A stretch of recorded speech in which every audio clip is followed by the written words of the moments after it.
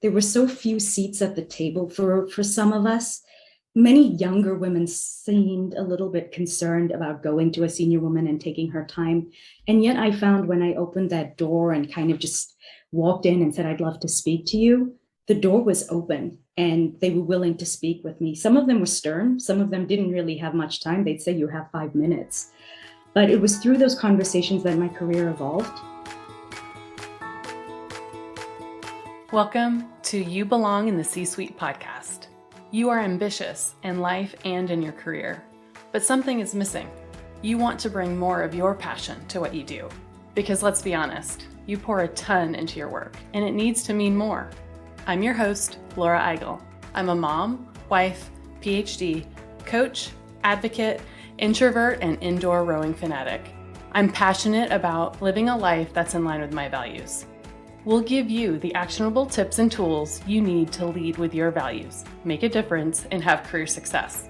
The world needs more diversity and authenticity in the top jobs at organizations. Your leadership belongs there. You belong in the C-Suite.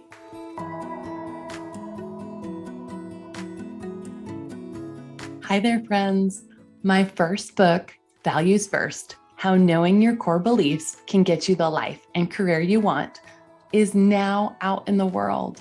Thank you so much for your support of the book. With your help, we are a #1 Amazon bestseller in the business ethics category and a #1 new release for time management in business and business etiquette. I have poured my heart into this book with personal stories and stories from my coaching clients using the Values First framework. Between the constant pressure of job performance and demands on your time, it's easy to lose sight of your values, letting them shift out of alignment. Those simple misalignments are keeping you from feeling joyful and fulfilled. Learn how to recenter your life and career around what truly matters to you. Order Values First now at your favorite independent bookstore or at Barnes & Noble or Amazon. I want to make sure that you are the first to know about every book activity that we have in store, including virtual and in-person events. Stay up to date by joining our list at thecatchgroup.com/valuesfirst. That's thecatchgroup.com/valuesfirst.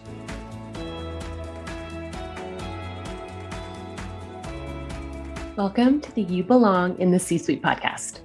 I'm excited to introduce our guest today, Karen Gamba.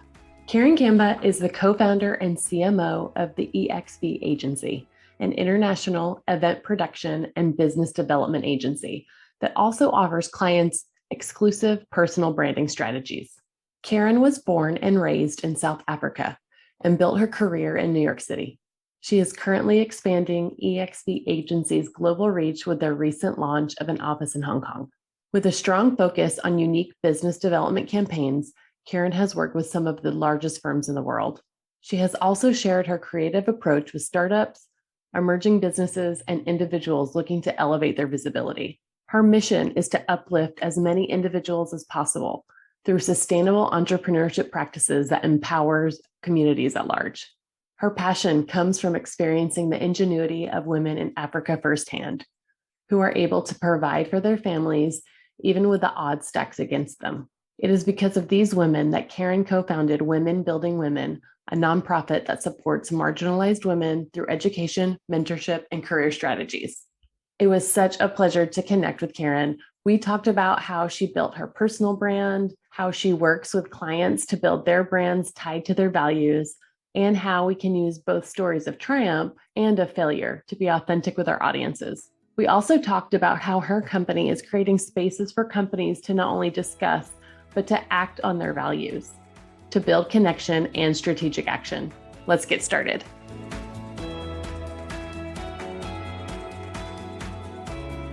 Well, I want to welcome you to the You Belong in the C-Suite podcast. Thank you so much for joining us today, Karen. Thank you, Laura. I have been so excited to speak with you. I really appreciate you having me on the show. Well, I am excited for our listeners to hear more about you and to dive into our conversation. Before I bombard you with all of the questions that I have for you, do you mind telling us a little bit more about your story? Oh, absolutely. It's a long one. I'll try and keep it short. I was born in South Africa. but I built my career in New York City in corporate America. I worked mostly for global law firms, and it was within that world where I was starting to see a bit of a disconnect, where everything on the surface looked great, but I was seeing a lot of closed doors for certain people and no access for certain people. I have to say I'm grateful for the journey I had coming from South Africa and college and being able to get into this kind of high profile international world, of very high profile people, very highly educated people, and seeing that there were flaws in the system. I don't think I realized initially that they were flaws, which makes me age myself a little bit. But I think over time I was starting to realize that something wasn't connecting. And I simply mean it in the fact that I would be sitting in a boardroom when I was working as an assistant and maybe taking notes and realizing that everyone around that table was a male, knowing that there were senior women associates that were highly qualified, that had, some of them had Ivy League educations, but they weren't represented the way I was hoping to see them represented. When I went to conferences later on in my career, as I was kind of climbing the ladder, I saw more of the same thing. It was a sea of male suits. Now, I have absolutely nothing against corporate males. It was just that I was starting to feel something inside of me like, you should be doing something about this. You're obviously not happy about the fact that so many of your women colleagues aren't really on the stage. What more could you be doing? It really started with my journey kind of walked in a way where I started having conversations with some of the senior women on different teams in different sectors of the law firm. Some of them were in marketing, some of them were attorneys, some of them were in human resources. And we were really just sharing information. And at this time, it was still kind of taboo a little bit taboo for me anyway. I don't want to speak for everybody, for women to approach senior women. There were so few seats at the table for some of us. Many younger women seemed a little bit concerned about going to a senior woman and taking her time. And yet I found when I opened that door and kind of just walked in and said, I'd love to speak to you, the door was open and they were willing to speak with me. Some of them were stern. Some of them didn't really have much time. They'd say, you have 5 minutes. But it was through those conversations that my career evolved. I started realizing that eventually I needed to go out on my own and start creating opportunities for women that did not exclude men. Because the one thing I didn't want to do was kind of repeat mistakes that came before me. That's when I started my business. That's when my nonprofit came about, which is called Women Building Women.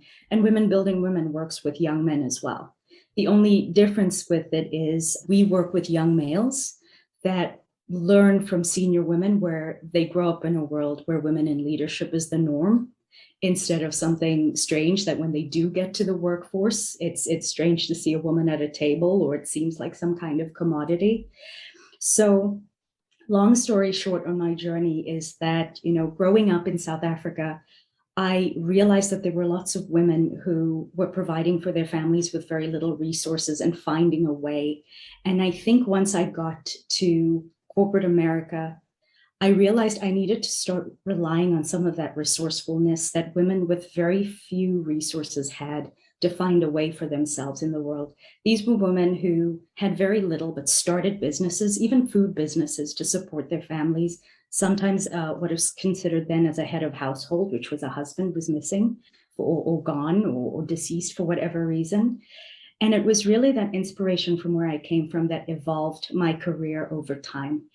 And I'm grateful for the moments in corporate America where I felt stuck or I felt like I wasn't progressing, because it really helped with how I run my business and how I deal with my colleagues and employees today. And that is part of what I hope we will be discussing today, is just realizing that every part of this journey is meaningful, and it's not a mistake if you look at the lesson that is learned in it. And yeah, so now we have managed to grow our business. I've been running it since 2015. And when I found my right partner, are now running it in New York, Atlanta, and Hong Kong. I'm based in Hong Kong right now. Seeing the evolution of where I started to now has been really gratifying. But as you know, Laura, we are growing every day. I don't feel like there's an end to a story. I always feel like every day is kind of a new beginning for me. So the story continues. Thank you so much for giving us more context in your journey and your story. I know that you help others build their personal brands. How did you do that? I feel like I heard glimpses from the story you just told, but how did you build your personal brand as you built your career and different roles that you were in, from being in corporate to then starting the business with your partner? Can you tell me more about that and any pivotal moments for you? I think it was a journey of self-discovery every single day where I had something in my mind where you get to this point where in corporate America, you're earning a salary, you think everything's fine. I can afford an apartment, I can afford to buy little things that I need, and you think it's enough, especially when you're younger and you're starting out. But there's a very big difference between a passion, a career, and a job. There's very different things between that. And it took me a while to realize that. But I often, when I speak to people or when I mentor women or anyone I'm working with, I say it's sometimes just as important to know what you don't want out of life as you do. And I was always a very curious person. I always asked a lot of questions, and I always consider myself a lifelong research student. So as I was alluding to before, when I didn't have the answers to what I needed out of life, I started having conversations. I wanted to see if others felt the same way. I wanted to know if I was out of line, like, am I seeing this wrong? Or is this just how things are done?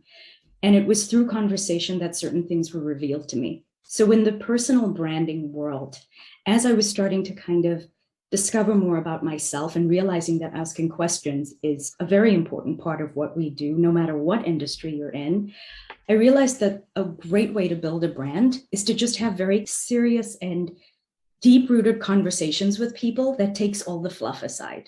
It's so much more than just a brand or a logo or a website or something that looks a cool video that plays when you click on the URL. The brand is about you.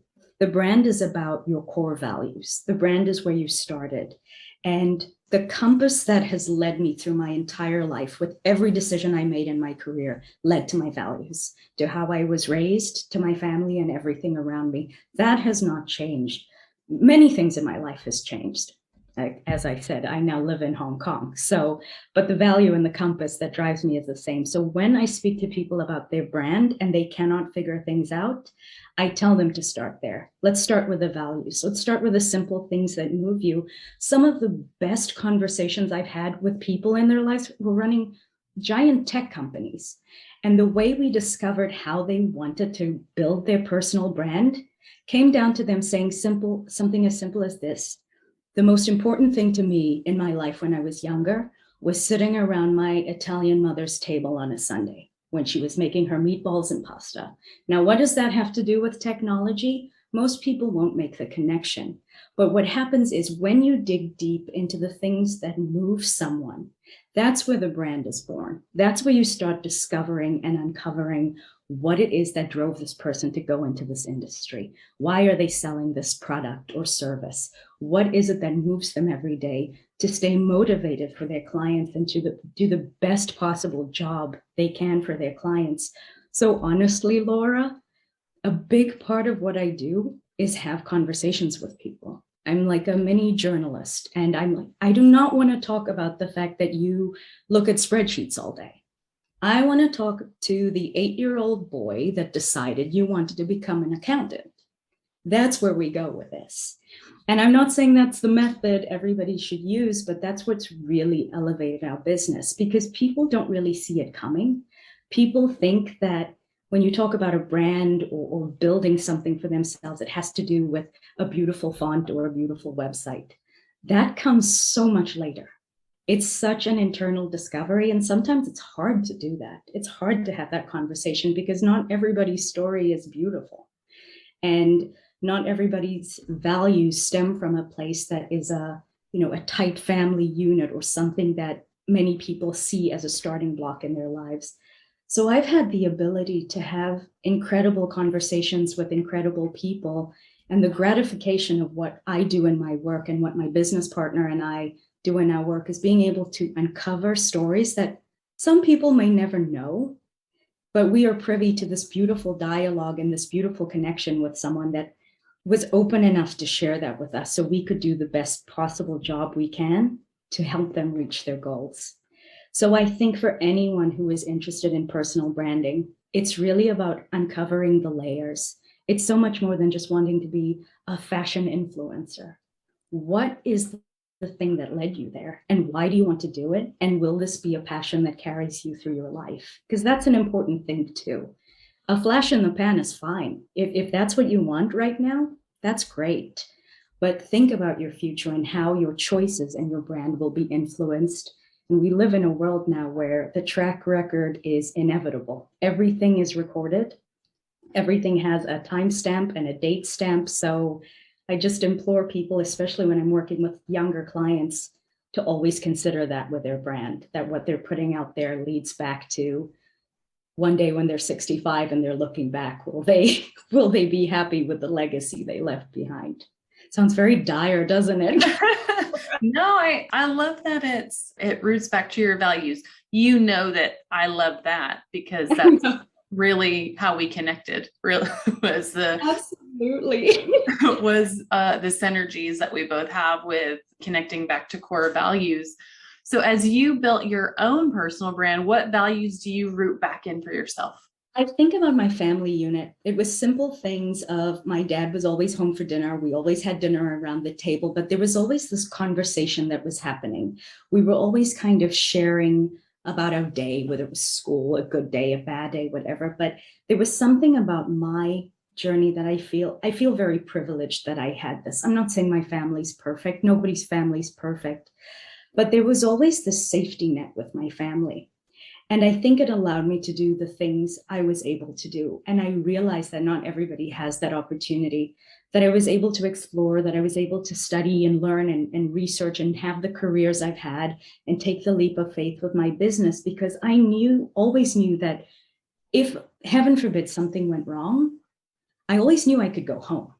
My parents made that very clear to me from day one. They said, I don't care if you're 97 years old and your business is botched, you come home to us. I don't know how old they are when I'm 97, but that's beside the point, Laura. We're visual people, we're storytellers, whatever. And I think that's what drove me. That's my personal story, was that I knew I could take certain chances.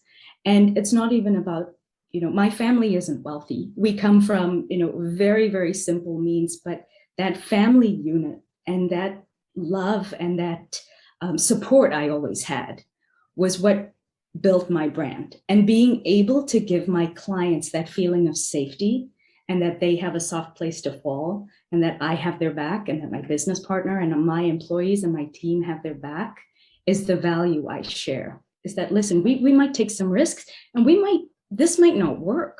We might have to try another strategy soon, but we're in this together. We're going to hold your hand through this. That has been the difference for us because we are very hands-on with our clients. We don't come up with a strategy for them and then leave them out in the middle of the ocean. We are with them soup to nuts, whether they like it or not, poor people. And this is kind of what has helped us build these authentic connections with our clients. We are global, but we also have very core relationships that has helped us grow. There are clients I know and I can say without a doubt that will be with us until the end of time. And it is because of that connectivity. And it is because of those values that we manage to share and have them realize that we are a support for them, that I am there for them. And then it stems back to the fact that my family was there for me. And that's how it all kind of comes together.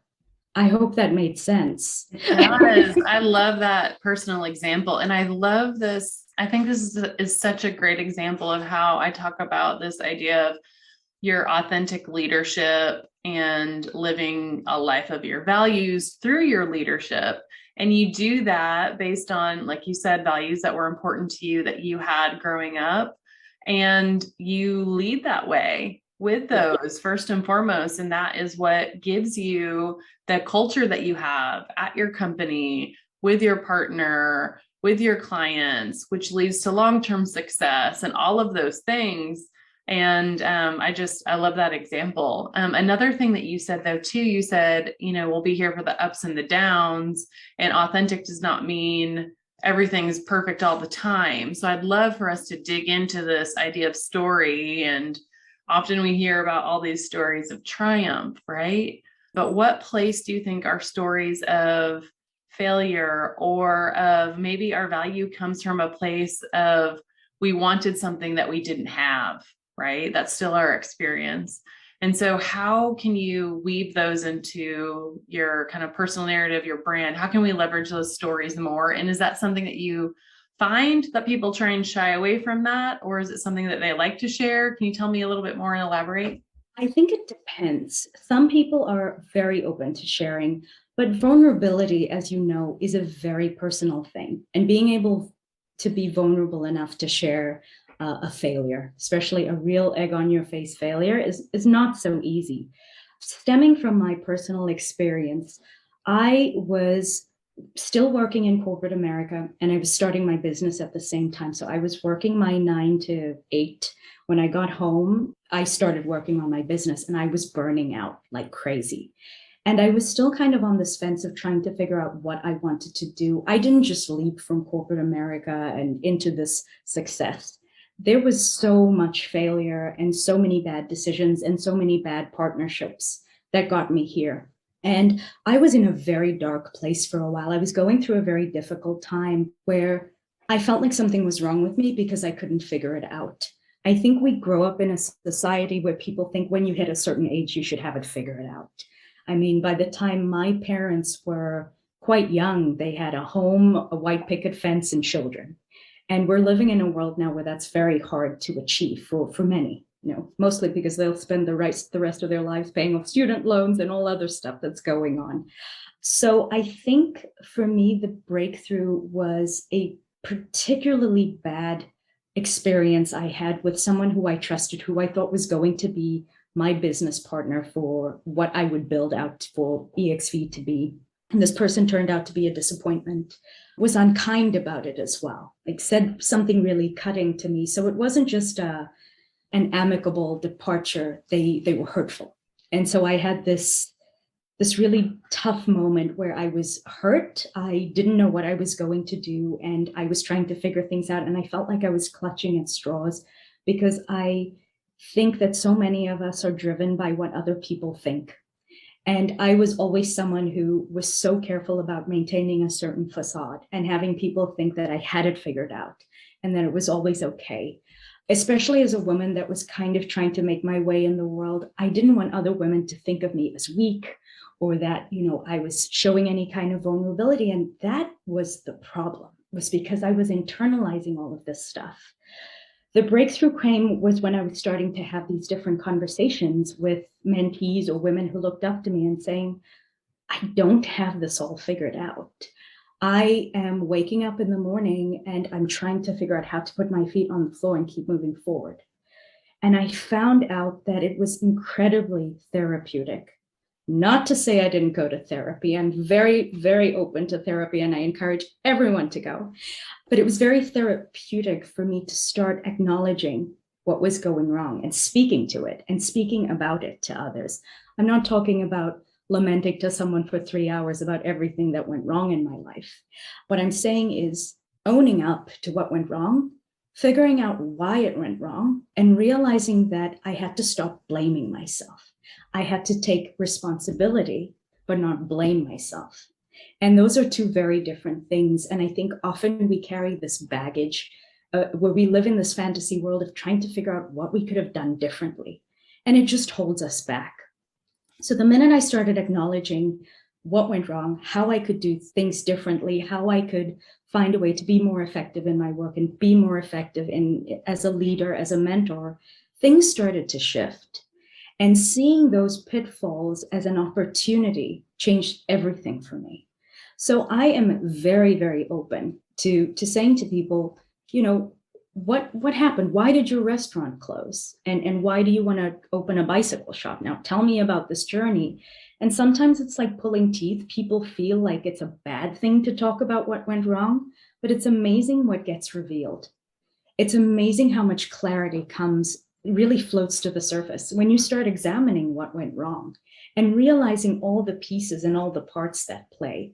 It's never one person's fault. There's always other factors that come into play. And I think as business owners, as entrepreneurs, we shoulder so much and we find it so hard to share. And there's not too many communities out there that allow us to do so. There's not that many forums out there that allows that voice where you could be vulnerable, which is part of what I was mentioning to you earlier about we have to start groups and forums where we can have candid conversations. One of my favorite clients that I have that I'm working with right now, if we have a 30-minute consultation or a working session planned, I always plan to have 35 to 40 minutes with her because we powwow about clients and solutions and we brainstorm for 10 minutes before we get to work. And it's so therapeutic. It's so helpful. It's so really peaceful to connect with someone and realize that you're not in this alone. So I really encourage people to look at those dark moments and see what you can uncover in the lesson, because there's lessons everywhere. And sometimes it's hard to go there because it's still raw and it's hurtful. But I say give it time. I found some of the greatest value in building my business in the darkest moments of my failures.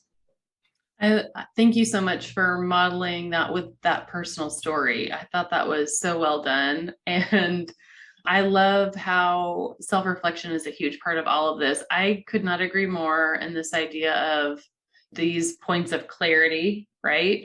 That come from it. And even just talking about the lessons that we learned. I was once at a leadership conference and there was a panel of executives. And there was one woman on the panel. She told a story about a failure, a huge failure that she had in her career.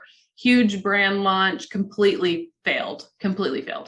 And she was the only one that talked about it and what she learned. And I couldn't tell you who else was on the panel. I couldn't tell you what bro was next to her, right? Because they're all bros. Not all of them. I'm making a joke, but the idea that I don't remember anything else. I remember that story because she was vulnerable to talk about it. She talked about, hey, I'm still here. I'm still in this big job. I'm still doing all these other things. I actually got this job because they trusted me enough after that launch failure to do something else.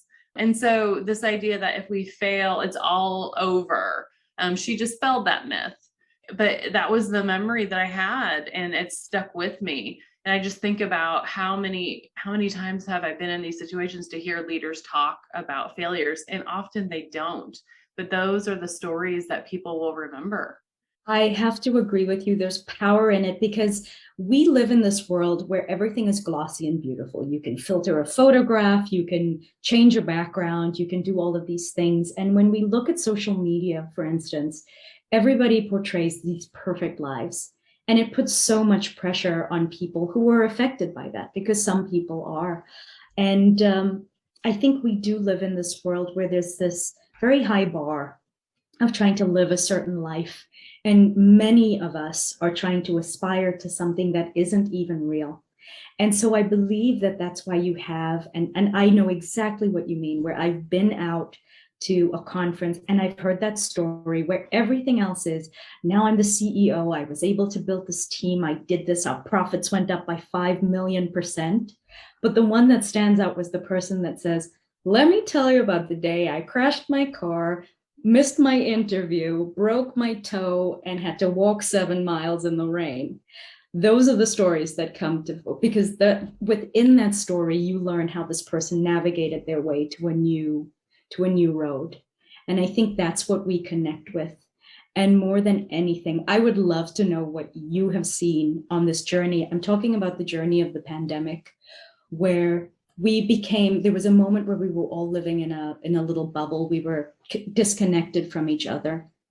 And what I found living apart and living in this world while we were navigating our way out of this was that people were really looking for authentic connections. I find now that when I speak to clients, it's a very different client to the client I had 2 years ago. they don't want any nonsense. They don't want any fluff. They want to cut to the chase. They want to know, are you the person I should be dealing with, and why? Why are we connecting? And I'm not saying there's no courtship of being able to get to know someone, but it's so much less fanfare and fluff nowadays. I feel like people are really just trying to get to the bottom of solutions and how they can move forward in my life. So I'm curious to see if you agree or disagree that you've seen a shift in how people are approaching their lives, approaching business, approaching how they are prioritizing values, transactions, relationships. And I'd be curious to know what you've seen. Yeah, I think you're right. I think there's been a shift. If we think about just the world of employee employer, right, in corporate America, I think there's been a shift in the social contract. I think before it's almost like real estate, right? Like it's a buyer's market, seller's market. And at least in America, it had felt like it was an employer's market, right, for a long time. Yes, there is a war for talent and all the other things that we say, but this idea that, employers kind of hold the power. Yeah. And I think through the pandemic, people are like, wait a minute. I actually hold a more, not, and they might not think of it as power, but I think they're shifting the power back to themselves. And I think we did that collectively. And so I think that social contract with employer has shifted a bit more to the employees. So now it's a buyer's market, it's an employee's market, and people are making different decisions. The ones that maybe they didn't realize they loved working from home, or they saw how an employer, how they thought they were aligned, but they saw them in a crisis and maybe they didn't like it. And so I think they have a higher standard now. And I think people are looking really for, what is it that I really want? And is this really what I should be doing? And am I aligned to this employer? Because guess what? There's a ton of really great companies out there, and employees have a ton to offer, whatever their level, whether you're an executive or just entering the workforce. So I think, yes, I have seen that shift of just this idea of less of the great resignation, more of the point of reflection. And we have more non-negotiables now. I've seen it in many things. There's been women that I coach that, what they would have almost put up with before from an employer, whether it was like a long commute or long hours or higher travel, whatever, they're not doing that anymore. They're saying, no, I'm not going to travel, 40 to 50% of the time. It's just not what I'm going to do. I'm going to be here at home with my family. I'll still work really hard and I'll do that, but I'm going to do that while I'm here. And so I think technology has shown us we can do a ton. You and I are connecting here right now. We probably wouldn't have done that a couple of years ago.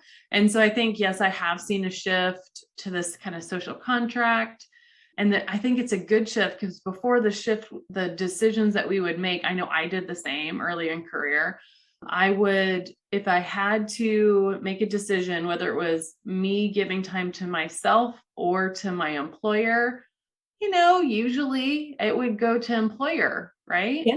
It would mean working more or rescheduling vacation or whatever it is. And those were decisions that I made, right? But now I think people are looking at those everyday decisions, and I've seen it with my clients, is that they are making those decisions for themselves, rooted in their values.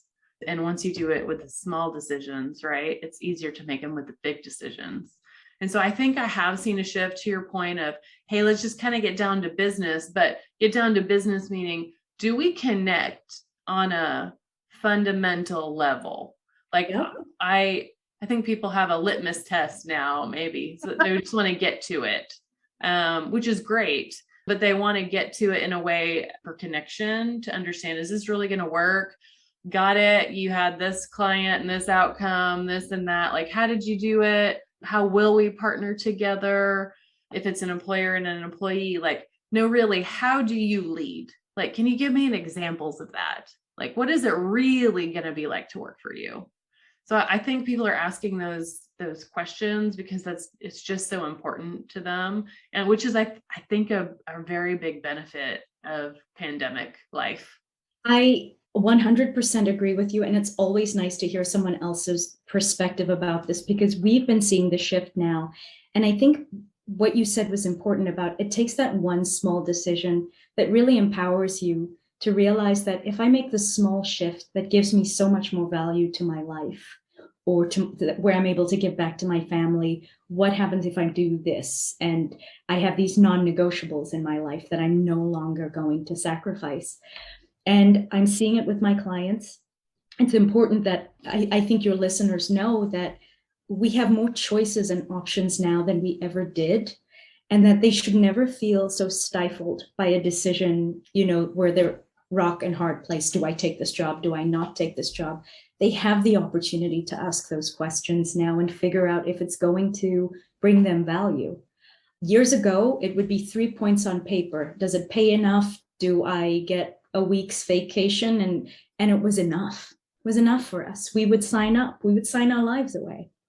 And now, like you said, the dynamic back in the day was employer heavy. Now people are seeing it. And I mentioned this, the pandemic had many negative effects and people really hurt by it. But I like to look at the good that comes from these challenging situations that we've been through as a global society, and look at how we shifted in the right direction, that we are still evolving and not devolving, for heaven's sakes, and moving towards something where we can be better about our lives and each other and how we collaborate.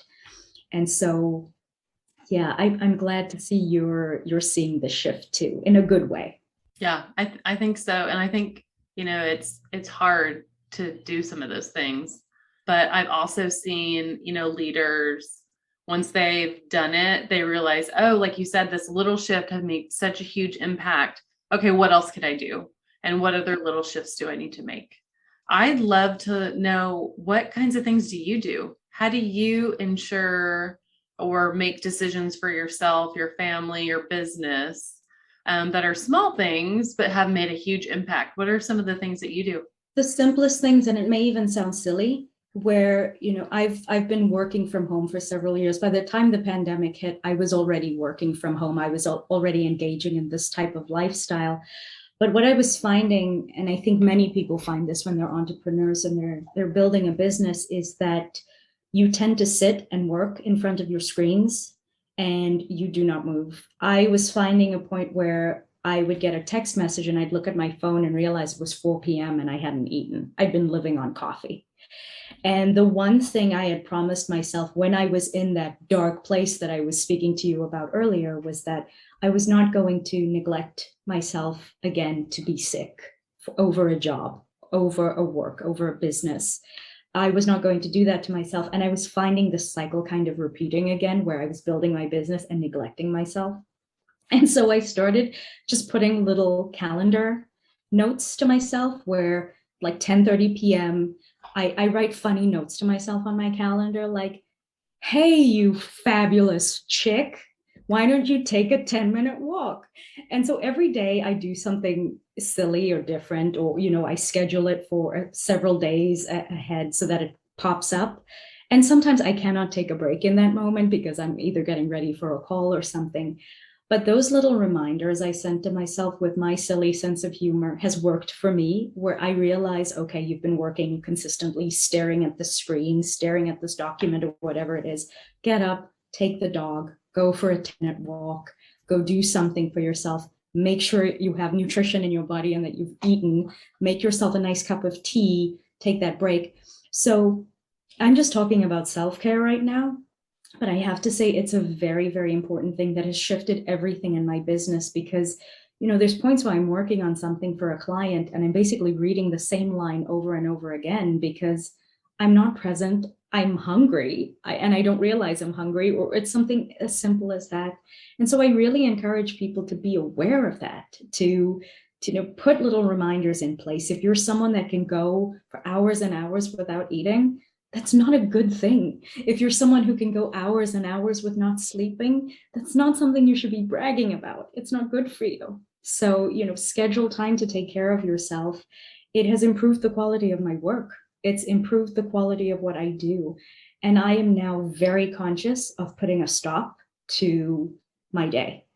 What I told you earlier about the time it is here, we won't speak about that. But I do have parameters in place where enough is enough. I've worked enough. I turn off my phone. I am not a heart surgeon. Nothing is going to happen to anybody if I don't respond to their email for 5 hours. Nothing. And getting to that point where I realize that has been important, which leads back to the authenticity connection. I'm very honest with my clients about how I work, how my team works, and what they can expect. I am a very big proponent of under promise, over deliver. Do not make hefty promises that you cannot keep just to attract a client. Make sure what your capabilities are and stick to it. And throw in some extra stuff to really wow your client that doesn't take too much time, but never ever promise things that you're still figuring out unless you really have a game plan for it, because that's where the burnout happens. We're trying to achieve something that isn't realistic. And there's enough pressure that comes with running a business. I'd say play to your strengths. Start with one thing, build out that one thing and make it work. Then you can start producing in different colors and different cuts and hemlines. Then go crazy. Thank you so much for sharing. And I love how you do it in a fun way to build breaks. And it probably brings a smile to your face just for the notes that your earlier self is leaving your future self. It's great. That's really wonderful. That's great. So I want to know a little bit more. You talked a little bit about it, this idea of kind of global vulnerable conversations. And so you mentioned to me earlier this idea of global digital conversations that your company is going to be doing more of. Can you tell me a little bit more about that and how we might be able to get involved? I would love for you and your team to be involved in something like this, because it really falls in place with what you're trying to achieve with your business as well. I have gotten to the point in my life where I believe that people should put their money where their mouth is. I turn on the news, I'm listening to CNBC or news report or an ad or whatever it is from a big company or a tourism company or an airline. And all you hear is ESG, sustainability, diversity, equity, inclusion, all these buzzwords. It infuriates me. Not because I do not care about these things. I care about these things deeply. And so does my company and my employees and my partner. What I want to know from people is, what are you doing to achieve these goals? So as you know, we're called the EXP agency. We are starting a platform called The Exchange, where we're just going to be having candid conversations with some senior executives from different global companies, small, medium, very large companies, and hearing about their journey, about how they are trying to achieve these things. You're speaking about, your carbon footprint. You're talking about, a zero paper policy. What are you actually doing and putting in place to achieve this? Or all these just words that you're putting on your marketing materials to attract a certain audience, because you now have clients that are very, very aware and intelligent about what's happening in the world. So it started with a conversation I had several years ago with several women in different industries that were in business development. And it was as simple as, my mother back in the day would walk into a store like Clinique and buy a makeup brush and know it was a good brand, a good brush. She would buy it because Clinique or L'Oreal or whatever was a well-known brand, and that was enough. The client you're looking at today wants to know where that makeup brush was sourced from. Is it animal friendly? Is it vegan? Is it sustainable? Is it biodegradable? All of these things. My parents didn't think about those things when they were shopping. We're living in a world now where clients are hyper aware of what you're leaving behind. Every single moment we are on this world, on this planet, and we're having a conversation, we are continuously leaving a legacy. No pressure, Laura. And I think we need to be hyper aware of what we're leaving behind and what people are seeing about the conversations we're having. So we are pulling this forum together. It's going to be a series of events that'll be ongoing, where we want to put multi-industry people together. We really want to shake it up and talk about what people are doing in their companies to achieve these words that they are putting on their marketing materials. And what we'd like to do is for people who do not have a plan to achieve this diversity, equity, and inclusion world that they'd like to inhabit, be able to connect them with the resources that are going to get them there. Because people, the reason why this started was because of my experience in corporate America. When they get to a certain senior place in the world and people are looking at them, they are afraid to say, I do not know how to do this. They are afraid to be vulnerable because, again, it's that whole thing of everyone's looking at me. I cannot be vulnerable. I do not judge them. I have been there. But we want people to kind of let their guard down a little bit so we can help them. I'm not talking about us alone. I'm talking as a collaborative, as a community. I want company A to say to company B, hey, you're talking about sustainability. We're working with this great company that comes in and kind of works with you and your team to do this. Hey, you need a better data capturing policy. We're working with this amazing vendor that's going to do that. So it's very solutions focused. But again, also, I want people to see that there's vulnerabilities at all levels of management, at all levels of seniority, and that there is a solution for it if you have a conversation. I love that. And I love that you're creating the space to have that safe dialogue. And I can't imagine like how much connection and hopefully action taking will happen because of those conversations. We'll see how it goes, Laura. I'm hoping that you will be at that digital table with us for some of these discussions as well. But we have high hopes of trying to let people realize that it's okay to say if you don't know how to do something, because we've got you. Absolutely. And it takes that vulnerability, right, that we were talking about before. I don't know how, but I'm open to learning, and tell me about your experience. Give me your advice, all of those kinds of things. So I'm excited for these conversations, because it has to be more than just something that you put on a marketing brochure or your website or the values poster on the wall, right? Oh my gosh. And we've all seen that poster on the wall, Laura. Yeah, we have. Yeah, so we're trying to get to the practice what you preach stage of life, and keep these conversations going. And we are looking forward to making this a global conversation. And this is not about people just sharing about their failures, but it's about connecting people in a community of help and resourcefulness. Because I see a lot of memberships out in the world for different business organizations and very senior Ivy League type organizations. But I'm wondering what conversations they're having to provide this level of value. And I know there's a lot of communities that have great conversations and great memberships. We're trying to really get to the nitty-gritty of this and see how we can be an additional help to businesses established and growing and emerging as best we can. How can people connect with you to find more about these conversations and your company? So right now, if you just go to Karen Gamba on LinkedIn, I post a lot of my updates there. But if you visit exv-agency.com, our website, we will be posting some of these exchanges that are coming up, some upcoming events. We're looking at, as of July, August, to launch this. But there will be a press release that comes out with this ahead of time. So we will definitely, if you're open to it, keep you posted about that, Laura, because like I said, you will never be rid of me now. Now that you have invited me to your table, I really look forward to continuing conversations and, finding solutions for the people in our communities and businesses as well.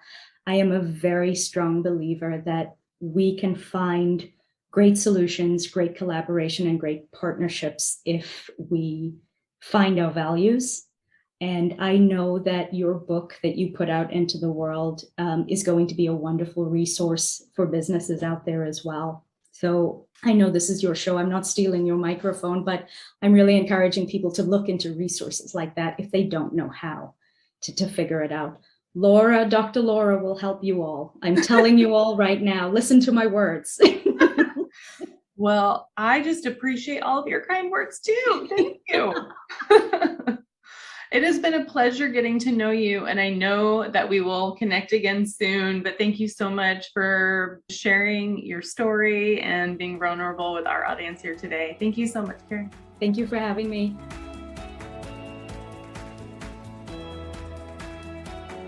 I want to thank you so much for listening to the You Belong in the C-Suite podcast.